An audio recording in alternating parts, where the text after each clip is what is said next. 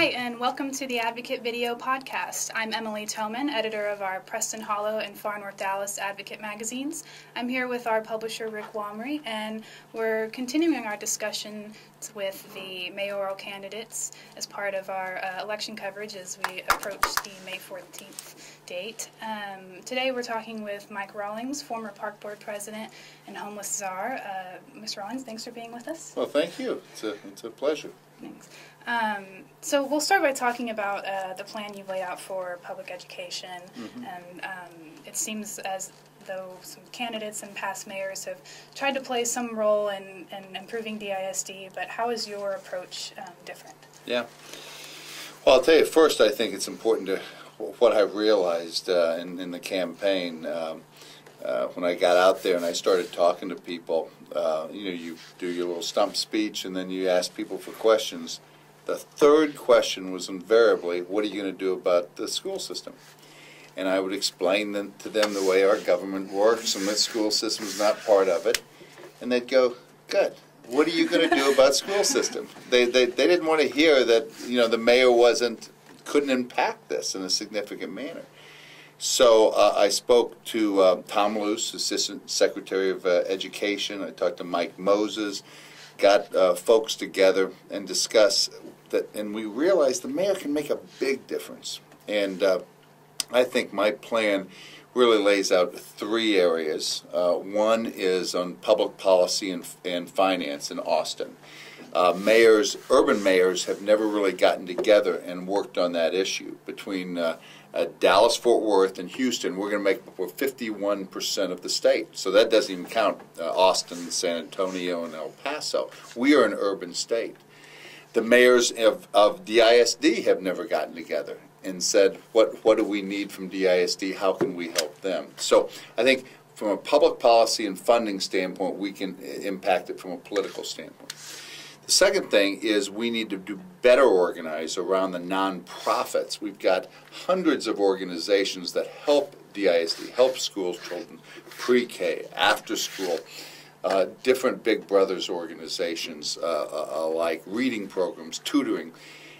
Right now it's 1,000 points of light, and it needs to be organized better. So it's a one-stop shop for DISD because it's tough to deal with all those things.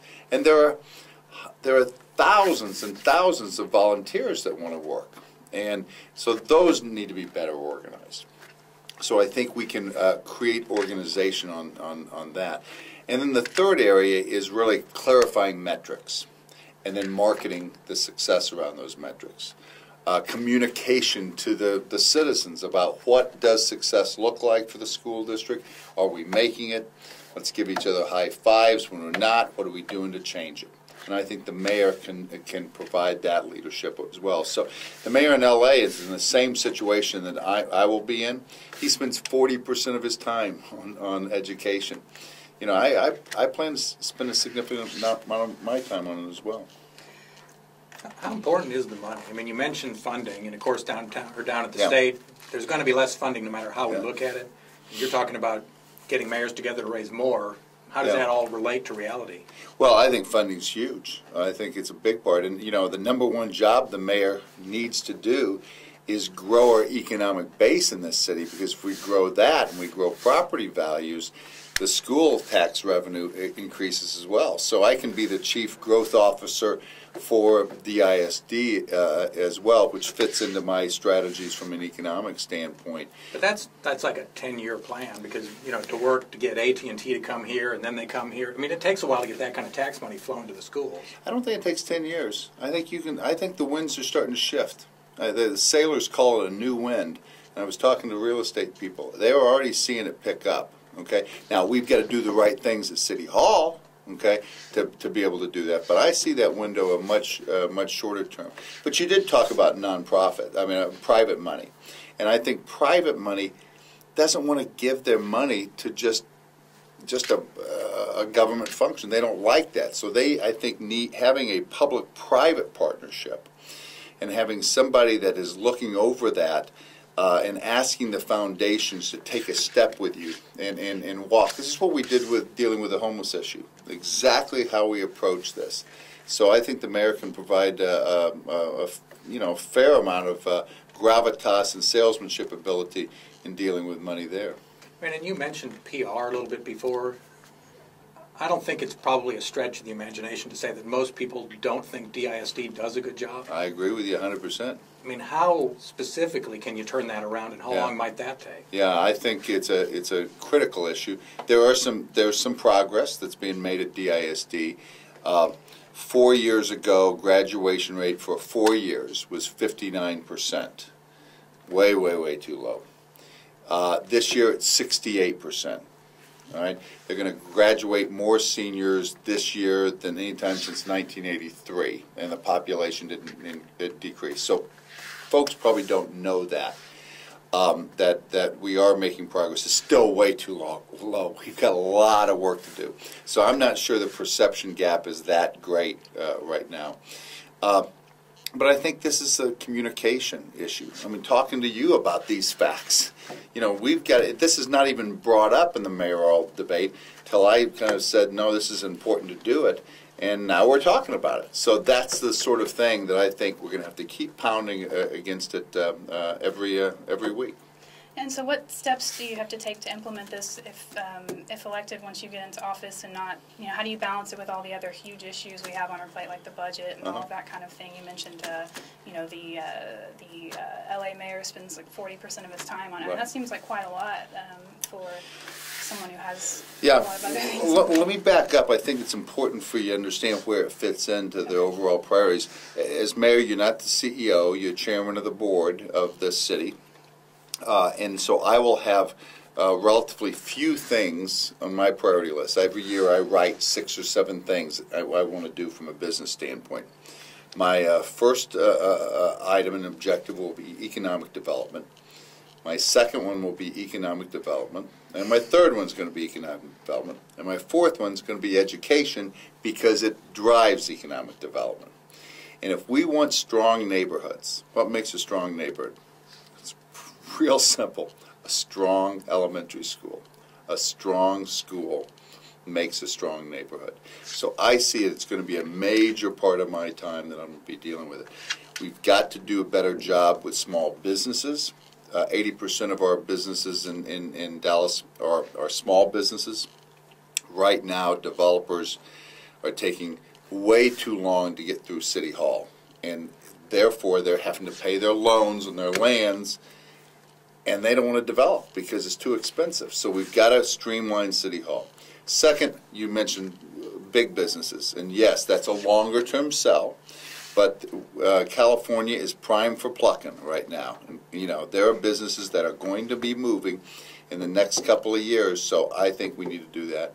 And third, I think we have a huge opportunity from an economic development standpoint in the southern sector. And we can get a lot of traction very quickly there. So when you think about those important objectives, that helps you prioritize how I'm going to be spending my time.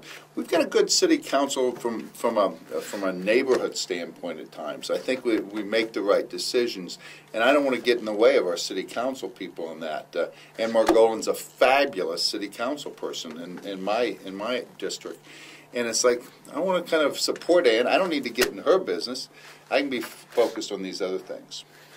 I just got a couple more DISD questions before we go on to the economic development. I know you live in Preston Hollow. You have a couple kids. They're college age or above now, right? Yep, yes. When you were in Preston Hollow, I guess, where'd your kids go to school? My son went to elementary school at Preston Hollow Elementary, and my daughter went to Pershing. They respectively, they graduated from Jesuit and ESD. So we were kind of a combination of public-private. So they went through the elementary school and then jumped over to private? Yeah. Yes. What was the decision point for you? Because that's what a lot of parents face, is either at elementary or middle, whatever. It's a decision point. I think we felt that the elementary schools were very good that they went to at that time, and they were good. We felt that the opportunities in the private school was better than the options that they had at that time, and so that was the decision we made. Fortunately, we could afford it. We didn't have to move out of town. I've talked to so many people. People talk about, why don't the police and the firefighters live in Dallas? And I was talking to a young man that was a firefighter. I said, where do you live? And he goes, Rockwall. I said, we pay your salary. You need to be in Dallas. And he says, it's the schools. It's the schools. Give me better schools. I'll live in Dallas. I'd love to live in Dallas. I don't want to commute all that way. And so that's why this is such an important issue that we face. If you're elected, would you ever consider taking over DISD, putting it into the city's hands? Or? You know, I don't think that that's on the table. I think that so often we kind of cut to reorganizing everything. To me, it's everybody doing their job as the best of their capability.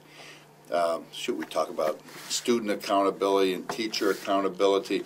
We talk about administration accountability. I don't hear us talking about community accountability. Let's let the community be more accountable and around those schools. And I can help there. That's an important job, to make that community accountable, to support our school teachers and support our students and demand what they need. And once we do that, I'll have plenty on my plate.